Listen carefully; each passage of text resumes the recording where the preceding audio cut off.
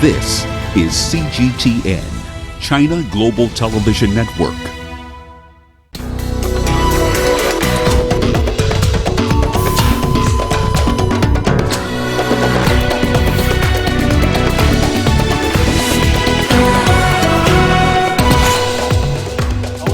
Khalifa Haftar's Libyan National Army says its offensive in Tripoli will not stop amid growing concerns about civilian casualties.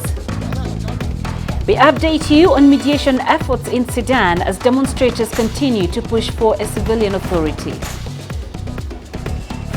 And Easter festivities begin on a sad note in South Africa after church walls collapse and kill a number of worshippers. This is Africa Live, coming to you from Nairobi. Thank you for joining us. I am Peninah Karibe. Also in studio with a sneak peek of what's ahead in business news is Rama. Thank you very much, Peninah. Here's what's coming up in business. Boeing signals its intent to return the 737 MAX to the skies after concluding 120 hours of test flights. And Ghana is set to exit a near $1 billion bailout program from the IMF. We'll look at the progress made so far a little later in the hour. For now, though, let's start with the latest in current affairs with Peninah. Thank you, Rama. And we start the broadcast in North Africa. The Libyan National Army says its Tripoli offensive aims to clear terrorists out of Libya and will not stop until victory is assured. In an exclusive interview with CGTN, Ahmed Al-Mesmari, the spokesman of the Eastern-based forces, said the offensive comes within the framework of a comprehensive war on terrorism and vision to return Libya to stability. The UN-backed Libyan Government of National Accord has been trying to repulse an offensive by the eastern-based Libyan National Army of Khalifa Haftar. LNA says the international community is to blame for the turmoil in Libya. The main reason a NATO and international community that entered Libya in 2011 and then left the country as a target for terrorists. And I think, no, I can confirm that there are more countries behind it, like Britain, Italy, Turkey, Qatar, and other countries are hiding behind. They left Libya to Muslim Brotherhood, to Ansar al-Sharia and Al-Qaeda organizations, and then ISIS appeared. JNA, led by Prime Minister Siraj, says the only condition for a truce in the battle to control Tripoli is for the LNA to withdraw.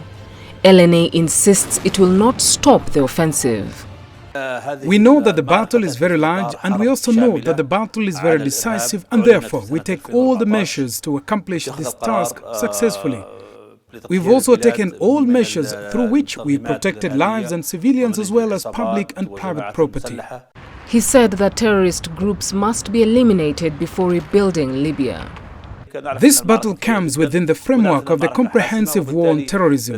In 2014, the decision was made to purge the country of terrorist organizations, gangs and armed groups.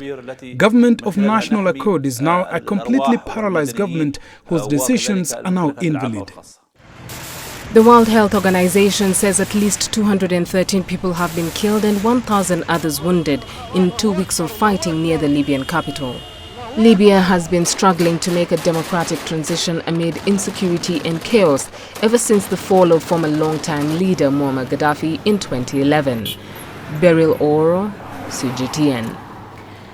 German ambassador to the United Nations, Christoph Husgen, is pushing the UN Security Council to quickly adopt a strong resolution on Libya to end ongoing violence. Members of the Security Council met on Thursday but failed to agree on a resolution to call for a ceasefire, while powers have long been divided on how to stabilize Libya. Meanwhile, fleeing families are pleading with the UN to bring an end to strikes on civilians. Families flee in pickup trucks as citizens and forces from the UN-backed government provided shelter and assistance in Al-Suwani. Airstrikes hit the densely populated city district, deepening the misery of civilians. We say to the United Nations and Security Council, listen, rockets are coming down on us. For this reason, please find a solution for us. Haftar bombs civilians. His forces engage in random strikes on civilians with rockets, tanks and with shells. He ruined Al-Suwani. We need to send this very strong message to the population that is desperate, and when you hear now Grad rockets falling into civilian quarters, we need a strong voice from New York. It's very important that in this resolution also the question of the arms embargo is being raised. In a symbolic move, the UN-backed government has issued an arrest warrant against Haftar for allegedly ordering deadly airstrikes against civilian areas. For the past 2 weeks, General Khalifa Haftar LNA troops have been advancing towards Tripoli in a bid to take the capital. But they have failed to penetrate Tripoli's defenses in its southern outskirts, creating a stalemate on the ground. The renewed fighting has killed over 200 people and left more than 900 wounded. An estimated 20,000 people have fled their homes. Chamhono, CGTN. The United Nations has expressed deep concern over reports of clashes in Libya. The international body sees Haftar's offensive as a threat to Libya's stability. Haftar's push towards Tripoli has forced the UN to postpone a national conference that was set to draft a roadmap to elections. UN Special Envoy Ghassan Salameh now says international divisions prior to the assault emboldened Haftar. Et je vais rappeler au Conseil de sécurité. I will remind the Security Council that the localization of the conflict these past 15 days should not reassure them, and that there is a possibility of it spreading wider. So they must be more active and more united in containing it. It's a military movement that is clearly aimed at occupying the center of power in Tripoli. I'll let everyone call it whatever they want. Khalifa Haftar had agreed to the idea of elections in the fall. That meant that if he wanted to get to Tripoli, it would be through the ballot box and not by armed struggle. But he went that way. For more, let's speak to our correspondent Guy Henderson in Benghazi, eastern Libya, where Commander Haftar's forces are based. Guy, the White House has released a statement on Libya. Give us the details.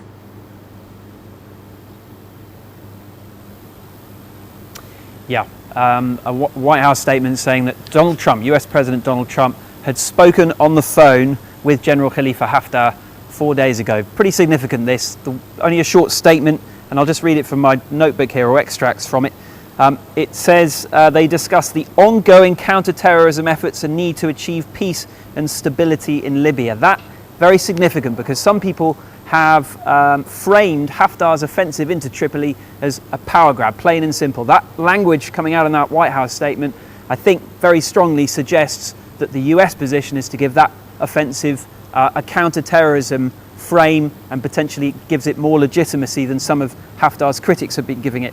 A second section of this same statement, the White House recognized the significant role in fighting terrorism and securing oil resources. So again, that mention of counterterrorism. And secondly, I think also relevant, oil resources. The oil price is a very significant foreign policy goal, keeping that oil price low, and obviously worsening fighting here in Libya, which is a significant oil exporter, would potentially lead to a spike in the oil price. So I think it's safe to say that is a shift in the US position, which could have significant consequences on this conflict. Okay, so you took the words right out of my mouth, Guy. I was going to ask what impact this is likely to have on the ground. Too soon to tell, I think. The UN, only a few hours ago, has been talking about how both sides are continuing to receive a flood of weapons now from their foreign backers. That is in violation of a UN arms embargo. So the situation on the ground at the moment, the signs are that this conflict could get worse. Obviously, the question now is, what impact could this apparent shift in the US position have on the situation on the ground? Could it, for example, embolden General Haftar's backers? They are mainly Egypt, Saudi Arabia, the United Arab Emirates. Those are all countries that since the election of US President Donald Trump have had closer ties with Washington. So could they see this as a green light, if you like, to go all out now and intensify the backing that they are giving General Haftar?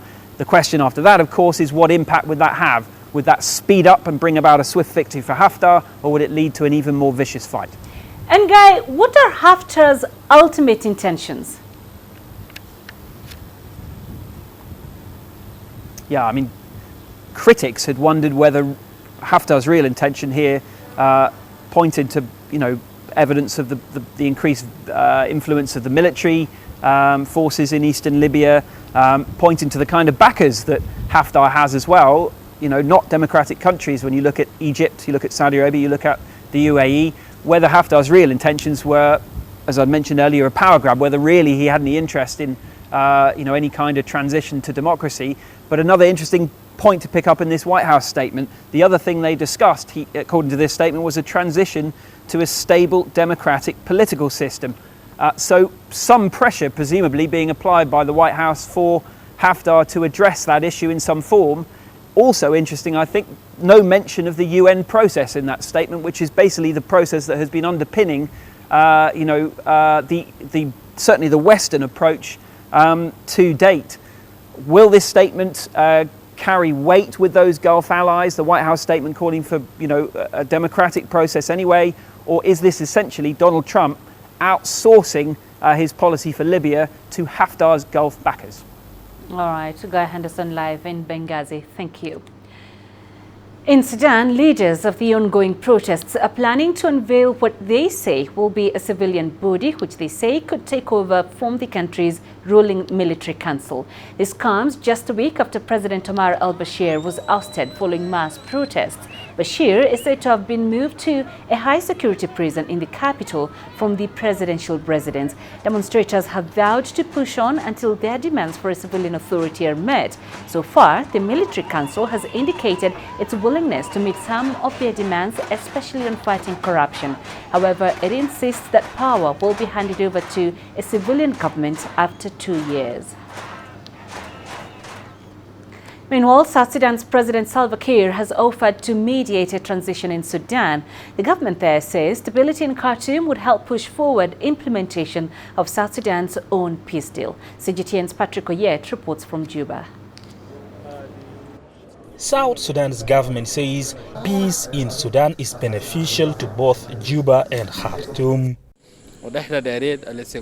We want to see peace and order in Sudan because, all our oil in South Sudan goes through Sudan. To be specific, the oil goes through Port Sudan and the oil money helps both countries. Some Sudanese people living in Juba are reacting to the news of the offer by South Sudan to play a role in ensuring peace returns to Sudan. When there is peace in Sudan, there is peace in South Sudan.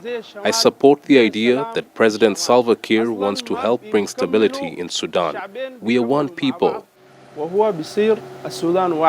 South Sudan's government says even if it didn't have any economic ties with Sudan, it would still offer to help see a smooth transition in Sudan. The people of South Sudan are bound to the people of Sudan by blood, shared history, shared border. South Sudan's former vice president and now opposition leader Riek Machar still lives in Khartoum, waiting to return to Juba, where he is designated to be a vice president again, according to the new South Sudan's peace arrangement. Former Sudanese President Omar al-Bashir helped broker that peace agreement 7 months ago. Experts say Juba's offer to mediate a smooth transition in Sudan is to protect its own peace agreement, which is already behind schedule in terms of implementation, and opposition leader Riek Machar is calling for postponement of formation of a unity government planned for May this year by 6 more months. Patrick Oyet, CGTN, Juba, South Sudan. In Algeria, thousands of demonstrators have returned to the streets of the capital, Algiers. The protesters are demanding radical reforms in the country. That's despite former President Abdelaziz Bouteflika's resignation early this month. Parliament named an interim president and an election date of July 4th was set. But demonstrators want a complete change to the entire leadership that has dominated the country since independence from France in 1962. This government must resign so the people can live. We are fed up with the traveling and immigrating illegally and running away from the country. They all have to leave because they are a government of terrorists. We came out today to change the entire regime right from its roots. Both the young and old are here with us. We will not tire, and we will continue to protest every Friday until the regime falls.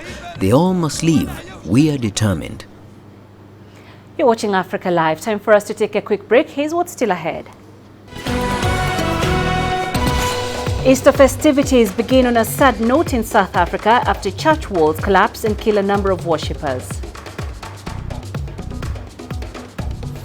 And artists gathered in Senegal honor heroines of freedom in Africa. You don't find the stories of North Africa by sitting on the sidelines. You've got to get out, go there, and you'll find them. In the bazaars of Casablanca. Among the crowds in Cairo. Who come to visit Cairo, the ancient capital of Egypt. Along the waters of the Nile. Along the sands of the Sahara. No one else will take you where we can in North Africa. No one else will show you what it's all about. CGTN, see the difference.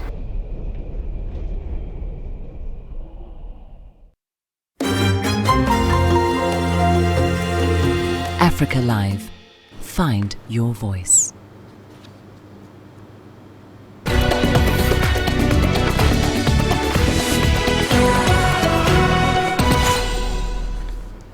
Welcome back. It's been quite a tragic beginning to Easter festivities in South Africa. 13 people have been killed after a church building they were in collapsed. The tragedy took place during an Easter service in the coastal city of Durban. The incident, which occurred late Thursday, took place at the Pentecostal church located at the Dlangubo area of Empangeni in the KwaZulu-Natal province. Emergency services say the walls of the church collapsed following days of heavy rains and strong winds. At least 29 people were injured and taken to hospital for treatment. Earlier, we spoke to CGTN's Renee Delcam to find out more about how emergency services have been responding to this tragedy.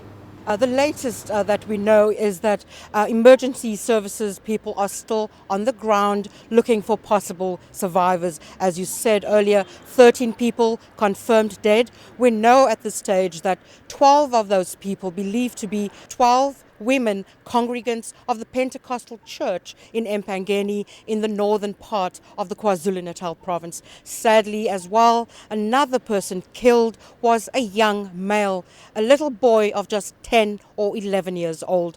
They were sleeping in the part of the church that was affected by this tragedy. What happened was the service was held in a marquee which was next to this brick and mortar building.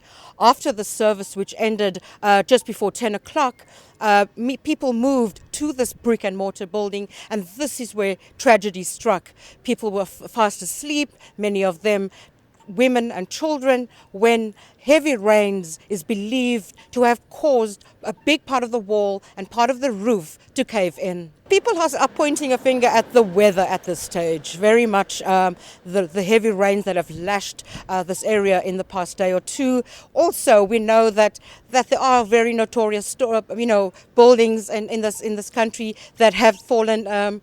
People have fallen victim to people who have had very bad infrastructure, and then people have died in those buildings. So we know at this stage that the investigation has just started, and at this stage there's no idea what has caused it. Is it the weather, or is it a very bad engineering or construction? I have spoken to people in the area on the ground, and all we know right now is that a search is on for possible survivors.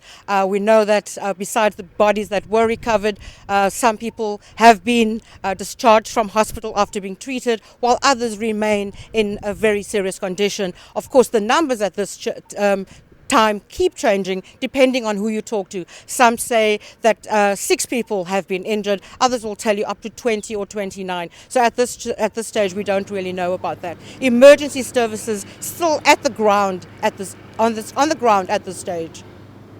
Renee Dolcam reporting earlier from Cape Town, South Africa. Let's cross over now to Uganda, where one more person has died after eating porridge prepared from the super cereal flour previously distributed by the United Nations World Food Programme. The death of the 6-year-old girl from Napak district in northern Uganda brings the death toll of people who have so far consumed the porridge to 5. CGTN's Peninah Karibe reports. District authorities in Napak district say the little girl's mother was given the super cereal flour by a midwife at a local health center. The midwife is said to have kept the flour despite calls from the WFP to return it after the first 4 deaths were reported. 9 other people who consumed the porridge in the same district are admitted in a hospital in Napak. The north and northeastern parts of Uganda have gone through a long dry spell and it's hit by hunger. The reason, some people could have kept the cereal. The WFP suspended the distribution of the super cereal in March after over 120 families developed complications after consuming it. Tests carried out indicated the flour contained aflatoxins, a poisonous substance that forms due to poor storage. Peninah Karibe, CGTN, Kampala. A cholera vaccination drive began this week in Zimbabwe, targeting about 500,000 people in the districts most affected by Cyclone Idai. While there have been no reported cases of the disease, the campaign is meant to act as a preventative measure. More than 975,000 oral cholera vaccine doses will be administered in 2 rounds for full immunity. Flooding due to Cyclone Idai, which hit Zimbabwe, Mozambique and Malawi last month, destroyed water distribution systems in the targeted districts. The storm also severely damaged pumping stations and boreholes in areas where sanitation was already poor. According to the World Health Organization, children and families are now at risk of water and foodborne diseases. We come across this community. This is from this area, Chikukwa, Ward 10. So they are waiting for the food distribution. So we take the opportunity to give the cholera vaccine, and the community really took this with great enthusiasm. It did not take time to mobilize them. It was just a minute. They've just cooperated. I think the community for Ward 10 for actually appreciating us and also welcoming us to make sure that this program is a success. Singapore's formidable class missile frigate Stalwart has sailed into Qingdao port for next week's International Fleet Review. The Stalwart is the first of the visiting naval warships to arrive. China is holding a series of activities to mark the 70th anniversary of the founding of the Chinese People's Liberation Army Navy. CGTN correspondent Han Bing is in Qingdao and filed the following report. The port of Qingdao, home of the PLA North Sea Fleet. There is a festive atmosphere amid preparations for the Navy's 70th birthday. It's the first time here for Singapore Navy frigate Stalwart. This formidable class frigate was in China last year during the China-ASEAN Maritime Exercise off the coast of Zhanjiang City in southern China's Guangdong province. This visit has a special mission, the International Fleet Review. It's a tradition and common practice for naval exchanges. A brief ceremony was held to welcome the Stalwart and its crew. It's an opportunity for the Chinese Navy to extend this courtesy to its counterpart. The journey has been good. It's my first time to Qingdao. Happy to be here. So what is your expectations to be here? Happy to be here. Yeah, looking forward to the fleet review. I think China wants to give a signal to the world that the Chinese Navy is open, friendly to the whole world. It's the second time in 10 years that China holds an international fleet review. The PLA Navy is undergoing a deep transformation with rapid development. China wants this event to improve mutual understanding and communications among the navies, and the real significance can go far beyond a fleet review. Han Bin, CGTN, Qingdao. Meanwhile, Nigeria's Navy and the United States Africa Command have carried out a joint maritime security operation targeted at pirates and oil thieves around Nigerian waters. 19 arrests were made at sea as naval forces of both countries boarded several ships, including a suspected rogue vessel where sophisticated weapons and communication gadgets were recovered. CGTN's Deji Badmas has more on that story. Codenamed Operation Joint Rain, the security operation comes barely weeks after the navies of the Gulf of Guinea countries carried out a massive drill to fight piracy in the region. This exercise is designed to enable the Nigerian Navy and their U.S. counterpart put to test in practical terms what they learned during the drill. The Nigerian Navy deployed 6 of its warships and 2 helicopters for the operation. Also part of the operation, a United States Coast Guard ship. For days, the team patrolled the waters of Nigeria, intercepting and inspecting some suspected ships. In total, we were able to interrogate about 100 ships at sea. We boarded about 40 of them, which we suspected to may have not given us the accurate information. And in the process, 2 were actually arrested, 1 carrying arms and other things. One of the ships boarded is this one. It had been deceptively painted in the colors of the Nigerian Navy, perhaps to avoid any suspicion. Naval forces arrested the entire crew and assembled them on the deck. After thoroughly searching the ship, they discovered high-grade weapons. So we are using this opportunity to warn all criminals at sea that this operation has not ended per se. It's still ongoing. Unannounced, we will go to sea and we are going to do what we've just done. So there is no room for criminal operations at sea any longer. Any man that feels that he can come and disturb our waters, let him think twice. Nigerian waters have always been a hotspot for piracy attacks in the past decade. But latest report from global maritime watchdog International Maritime Bureau says there being a reduction in reported piracy incidents in the first quarter of 2019. Giving the Navy credit for its effort. It, however, warns that Nigerian waters still remain risky, especially around the port of Lagos, where it says 4 incidents have already been reported this year. It's a clear sign that the Navy cannot just afford to drop the ball in its effort to make Nigerian waters safe for business. Deji Badmo, CGTN, Lagos, Nigeria. According to the African Rhino Conservation Collaboration, rhino poaching in South Africa between 2007 and 2015 rose by 9,000%. In response to this huge spike, the Connected Conservation Pilot Project, backed by technology firm Cisco and Dimension Data, implemented a security blanket to stem poaching of wildlife. This is no ordinary game park where Africa's Big Five can be viewed. It is essentially a high-tech bush fortress to protect wildlife from poachers. This is the Connected Conservation. Even with foot patrols along electrified fences and spying from camouflaged outlook towers by anti-poaching crew, illegal incursions were still being made into parks. There was a desperate need to stop poaching, and we came along, Dimension Data, together with Cisco, had a look at the environment with our solution architects, our design architects from both companies, put a solution together effectively, designed it, implemented it, and had some great successes, particularly in our first year of operation, which was 2016. We reduced poaching by 96%, and from January 2017 to date, we have not had a rhino poached. 1,215 poached rhinos were recorded in 2014. The pilot project, launched in 2016, saw a drop in poaching by 96% the same year. Statistics provided by Save the Rhino state that 769 rhinos were poached in 2018. Connected Conservation aims to provide this system across the globe, minimizing poaching of other at-risk animals. Obviously looking throughout Africa, looking to save species like the rhino, the elephant, lion and pangolin.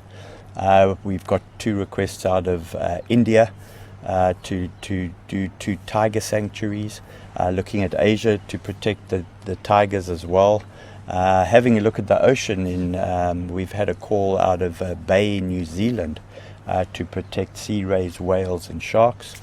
And then obviously in South America, we want to go in there and protect the jaguar and the mountain lion as well.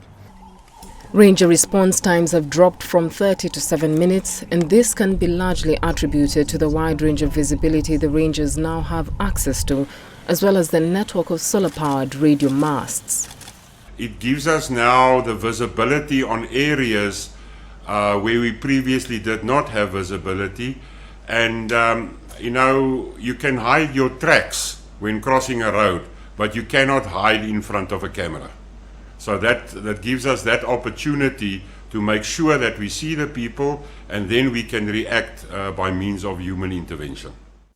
All collected data from the various cameras and sensors is stored using cloud computing. Beryl Oro, CGTN.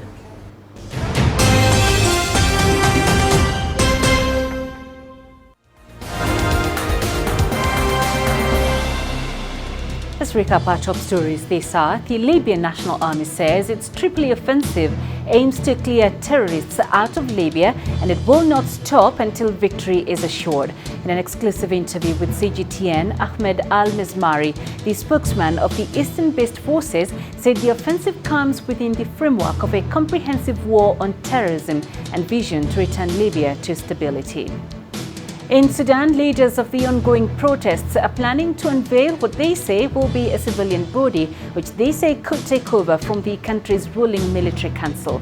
The military council has indicated its willingness to meet some of their demands, especially on fighting corruption. However, it insists that power will be handed over to a civilian government after 2 years.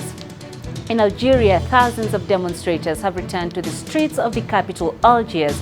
The protesters are demanding radical reforms in the country. That's despite former President Abdelaziz Bouteflika's resignation early this month. Parliament names an interim president and an election date of July 4th was set. But demonstrators want a complete change to the entire leadership. And it's been quite a tragic beginning to Easter festivities in South Africa. 13 people have been killed after a church building they were in collapsed. The tragedy took place during an Easter service in the coastal city of Durban. Emergency services say the walls of the church collapsed following days of heavy rains and strong winds. At least 29 people were injured and taken to hospital for treatment. And that's a look at our top stories.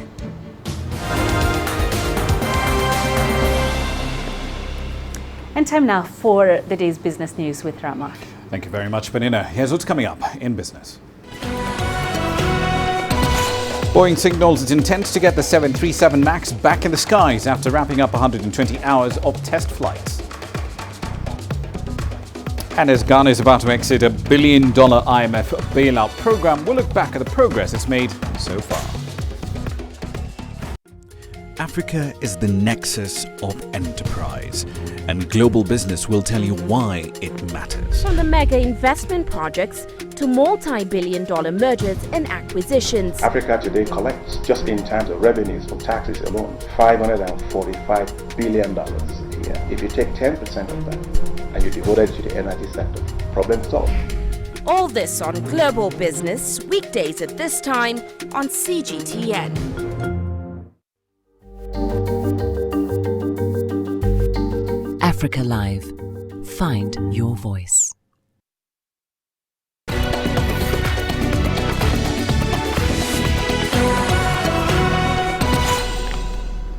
Right then, let's start the segment in aviation. Boeing has conducted the final test flight of the 737 MAX with an updated anti-stall system prior to certification by aviation authorities.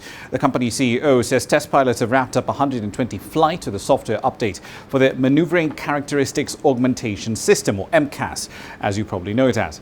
All 737 MAX aircraft have been grounded ever since Ethiopian Airlines Flight ET302 crashed barely 6 minutes after takeoff on the 10th of March.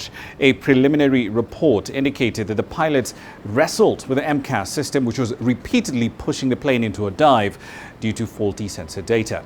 The same system was a focus of a preliminary report into the October 2018 crash of Lion Air Flight 610 in Indonesia.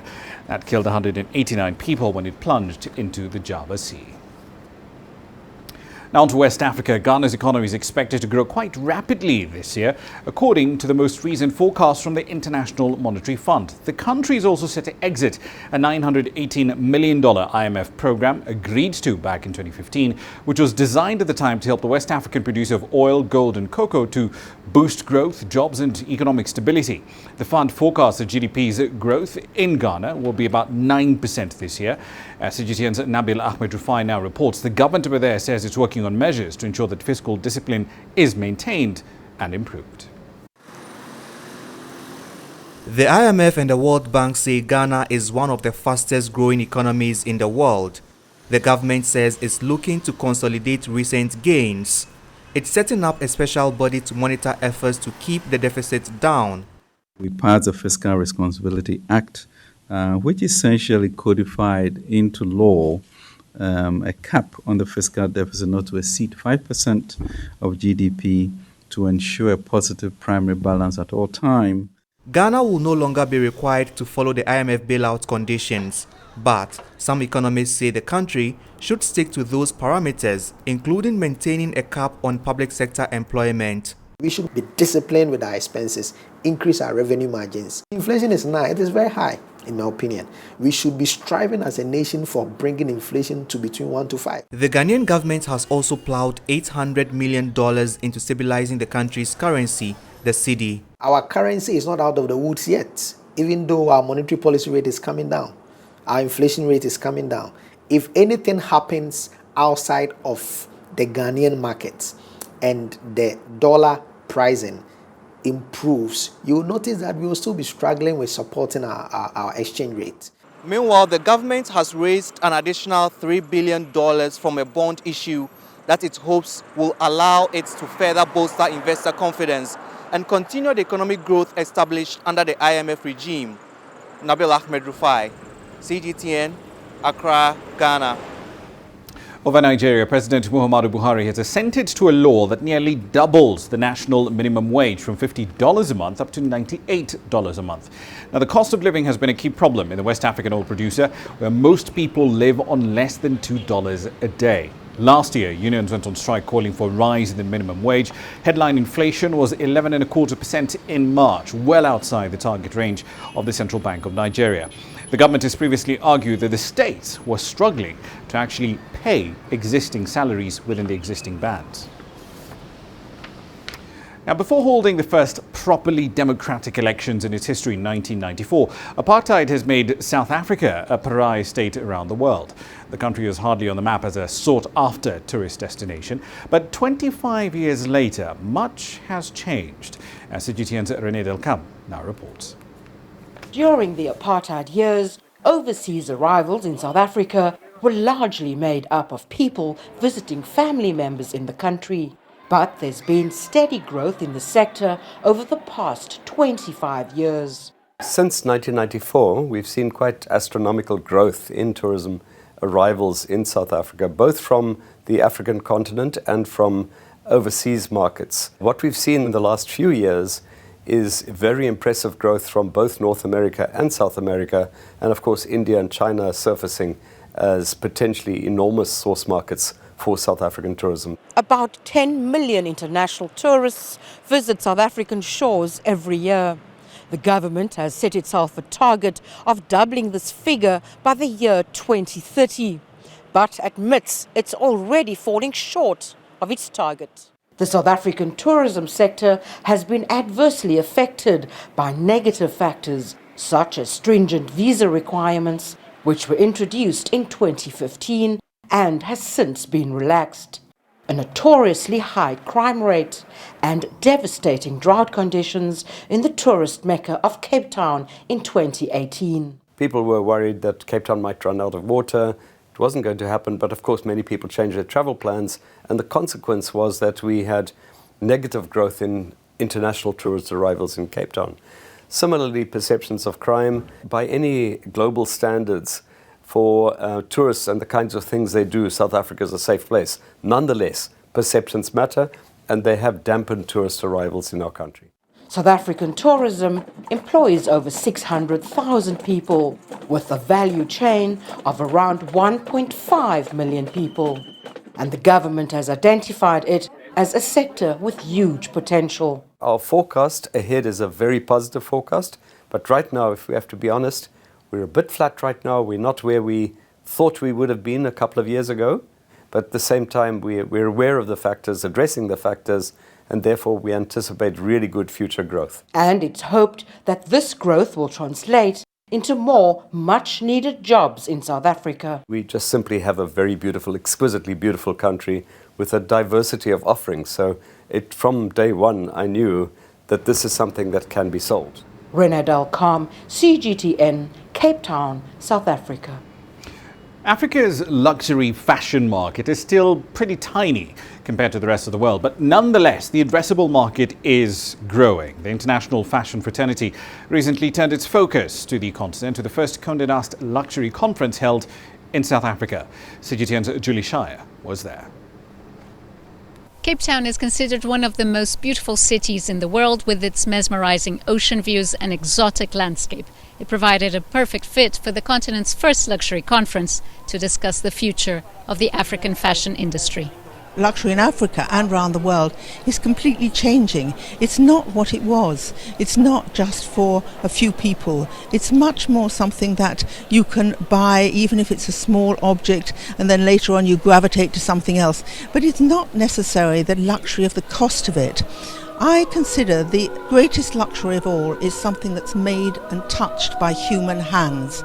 The luxury sector still provides for a niche market, but the continent is home to a growing middle class who want good-looking, well-finished and bespoke products. It is more important for us as African creatives, designers of whatever it is, from clothing to accessories to footwear, to create our own luxury and then take it out to the world. You know, creating value in a very sustainable way, in a way that is socially sustainable as well. So it means that the workers are treated fairly, that they get the right wage, that there's no child labor, and, you know, just empowering African women.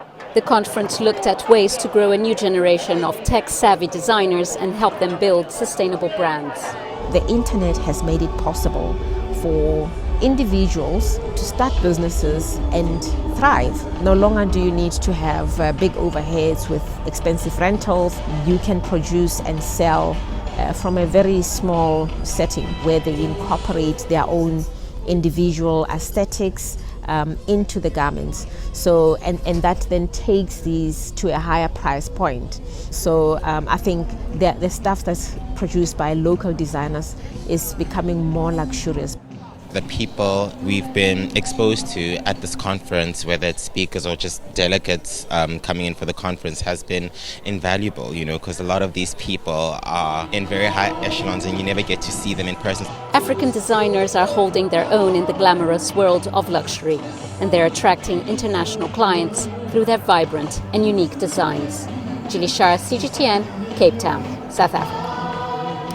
I will leave you there for the time being, but I'll be back at the top of the hour. Later on in Global Business, China will be hosting nearly 40 heads of state next week at the second Belt and Road Forum for International Cooperation. That's going to be in Beijing. We'll have a preview of what you can expect and plenty more at 1800 GMT. See you then. For now, though, back to Peninah. Thank you, Rama. And you're watching Africa Live. Still ahead. Artists gathered in Senegal honor heroines of freedom in Africa. The Mahale Mountains National Park in Tanzania is home to the eastern subspecies of chimpanzee. Mwiga Mambo and his family came from this area before the national park existed. Following in the footsteps of his father and uncle, Mwiga introduces humans to chimpanzees that are thriving in his ancestral home. That is the apple now. Don't worry. Stay where you are. All in all, that is a raining dance also. Because they've been cold. I was so sympathized with how they're shivering.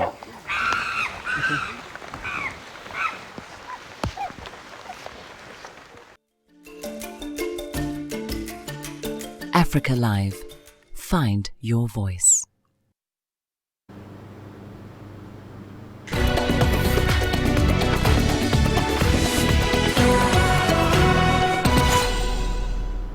On to Senegal, where graffiti artists from different nations have gathered in the capital Dakar to participate in this year's Festigraph Festival. It was also a moment to honor heroines of freedom in Africa. Here's Beryl Oro with more on that. A shake and a spray. Dakar is the artistic place to be on the continent now, and the graffiti bonanza is on. As the image of Senegalese freedom idol Alain Sitoé Diatta slowly comes to life on one of the walls, the milestones of heroines of the fight of freedom in Africa are evident. Alain emerged after the Second World War to lead resistance against the French tax laws. This placed her on the list of respected fighters of self-rule, not just in Senegal, but in the entire African continent. She was chosen as the Festigraph patron. However, other African heroes were also celebrated. It was a way for us to communicate her message, because her message doesn't really circulate like it should. For example, in school we speak of Sitoé Diatta, but in 2 or 3 paragraphs and then it's over. Given the fight she led all her life, she deserves to be spoken about. Graffiti allows us to do this because the mural can stay here for years. You can come back in 10 years and you'll see Sitoé Diatta and you will remember her message. I have preferences. As I said last year, they created lovely murals. For example, I like this one, which represents Alain Sitoé. In general, I prefer drawings which represent something. I don't like written stuff too much, nor colors that are too flashy. I prefer when it is a lot more classic. Previous Festigraph icons include Amilcar Cabral of Guinea-Bissau and Ghana's Kwame Nkrumah. 17 artists from France, England, Senegal, Gambia and Kenya are participating in the event. The festival is organized by a group of local graffiti artists known as the Doxadem Squad. It's rewarding and motivating. It allows us to create something together, to bring something even in areas that not everyone has mastered. So we have a mural that is very complete. For example, I made the portrait. We also have letters, decor, abstract elements and animals. We really create something together by complementing each other.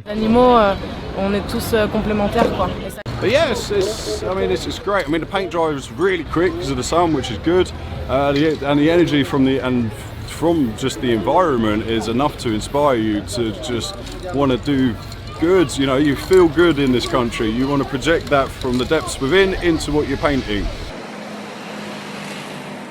Apart from spray painting, the 10-day festival will feature hip-hop music, dance and graffiti battles. Dakar is expected to be transformed into a canvas of creativity as participants spread their art from one part of the city to another. Beryl Oro, CGTN. Let's now go to the Smithsonian National Museum of African Art in Washington and take a look at the first major exhibition that focuses on the history of Senegal's gold. It showcases the beauty and complexity of the way Senegalese women previously used gold jewelry. A voluminous dress woven with gold thread, conical headdresses, and layers of shimmering gold jewelry. The centerpiece of the Good as Gold exhibit at the Smithsonian National Museum of African Art in Washington. This is a modern interpretation of a seigneur, a woman known for her wealth and power in 18th and 19th century Senegal. The word seigneur comes from the Portuguese for lady, senhora, and the seigneur-inspired ensemble was commissioned by the museum to illustrate a principle of Senegalese fashion known as sanse. On one hand, it means looking good, dressing up, but it also has this sense of moral worth, that you're showing your best self, that you're not only looking good, but that you feel good, that you are sort of exuding this self-confidence, this dignity, this sort of ability to sort of stand on your own 2 feet. On display in the exhibit are more than 250 pieces of Senegalese gold and gold-plated jewelry, donated by art historian Marion Ashby Johnson, who began collecting in the 1960s. Most of the pieces in the exhibit are not extremely old.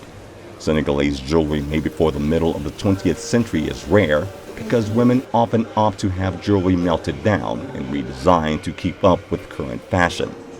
Seigneurs were renowned for their beauty and economic savvy. Modern-day women in Senegal still admire their approach to design, but there is a dark side to the seigneurs. These women who married European men often acquired their wealth from the transatlantic slave trade, and many owned slaves themselves. These women were complicit by having these arranged marriages with Frenchmen, by being translators and cultural brokers. They were complicit with all the forces and powers that brought the French to Senegal, and that included the trade in enslaved humans. And we really do work to make that story as clear as we can to our visitors. We don't want to shy away from difficult stories. Despite this difficult past, museum officials said the exhibit does not glorify slavery with its focus on seigneurs. The showcase runs through September 29, 2019. Brian Toussaint, CGTN. Coming up in sports. South Africa names its 15-man squad ahead of the 2019 Cricket World Cup.